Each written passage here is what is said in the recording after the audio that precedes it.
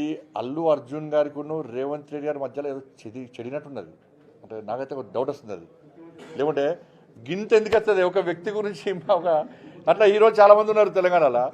ఇప్పుడు 1000 కోట్ల ఇది కలెక్షన్ వచ్చిందట.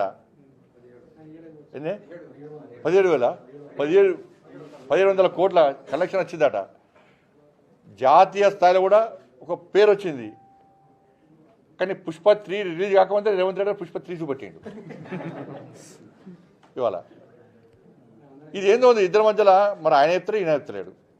మధ్యలో మిగతా పిచ్చలేకపోతున్నారు. ఏదో ఏదో చెడింది అది.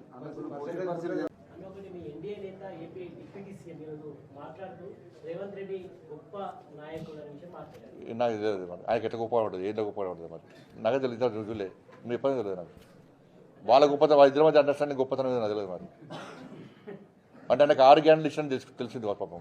2,500 రూపాయలు మహిళలకు ఇచ్చారు, లేకుంటే 15 రూపాయలు భరోసా ఇచ్చారు, 12 రూపాయలు రైతు కూలీలకు ఇచ్చారు, తులం బంగారం ఇచ్చారు, 2 లక్షల ఉద్యోగాలు భర్తీ చేశారు, లేకుంటే 4,000 రూపాయలు నిరుద్యోగ బుద్ధిస్తున్నారు, 4,000 రూపాయలు ఆసరా పెన్షన్లు ఇస్తున్నారని తెలిసింది కావచ్చు ఆయనకి. ఇట్లా 2 పక్క చోలే చెప్పారు కావచ్చు ఆయనకి. కాంగ్రెస్ పార్టీ అంటేనే మోసం, అబద్ధాలు. నిన్న కాక మొన్న మరణించిన మన్మోహన్ సింగ్ గారిని అడుగడుగున అవమానపరిచింది కాంగ్రెస్ పార్టీ. తెలంగాణ రాష్ట్రం ఏర్పాటు సందర్భంలో పార్లమెంట్ లో ప్రవేశపెట్టిన బిల్లు సందర్భంలో దేశ ప్రధానిగా ఉన్నటువంటి వ్యక్తి మన్మోహన్ సింగ్ గారు, సూపర్ పిఎం ఎవరు సోనియా గాంధీ గారి పేరు చెప్తారు తప్ప మన్మోహన్ సింగ్ గారి పేరు ఇద్దరు కాంగ్రెస్ పార్టీ చెప్తలేదు. బీఆర్ఎస్ పార్టీలు కూడా అప్పుడు సోనియా గాంధీ గారి పేరు చెప్పి తప్ప మన్మోహన్ సింగ్ గారి పేరు చెప్తలేరు. ప్రధానమంత్రిగా ఉన్న వ్యక్తి ప్రముఖమైన వ్యక్తి ఉంటారా, ఆయన ప్రాధాన్యం ఇస్తారా?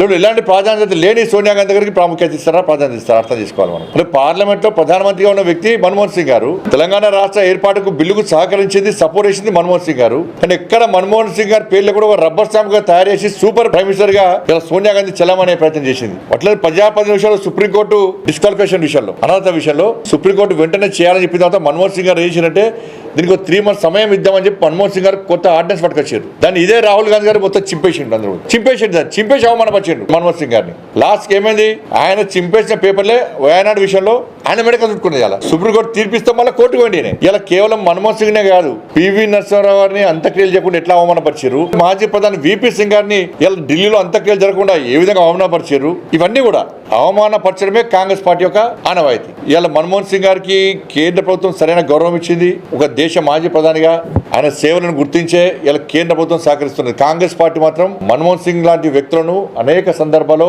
అవమానించిన విషయం వాస్తవం.